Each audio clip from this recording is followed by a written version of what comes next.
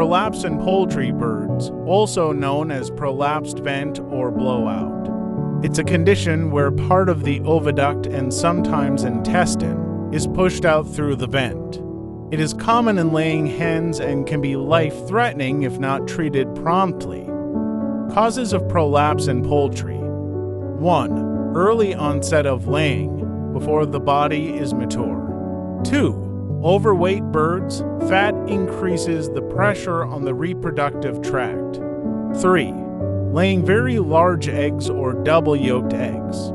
4. Calcium deficiency leads to weak muscles and poor eggshell quality. 5. Improper lighting. Too many hours of light can overstimulate egg laying. 6. Straining due to constipation or egg binding. 7. Infections or injury around the vent. Symptoms: tissue protruding from the vent, reddish or pink mass. Blood or feces around the vent.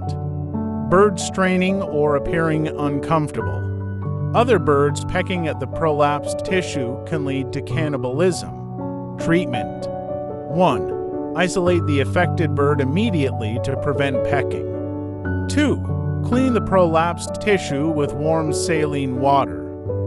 3. Gently push the tissue back into the vent using a lubricated, gloved finger. 4. Apply topical antibiotics to prevent infection. 5. Use anti-inflammatory or pain relief medication as advised by a vet. 6. Correct dietary deficiencies, especially calcium and protein. 7. Suture or apply vent supports in severe or recurrent cases done by a vet. Prevention: avoid early laying by managing lighting and nutrition. Provide balanced feed with enough calcium, protein, and vitamins. Avoid obesity by controlling feed quantity and quality. Monitor flock regularly for early signs. Maintain good hygiene in the poultry house. Follow us on all our social media platforms, and don't forget to like, comment, and share. Ellico, home of agriculture to the world.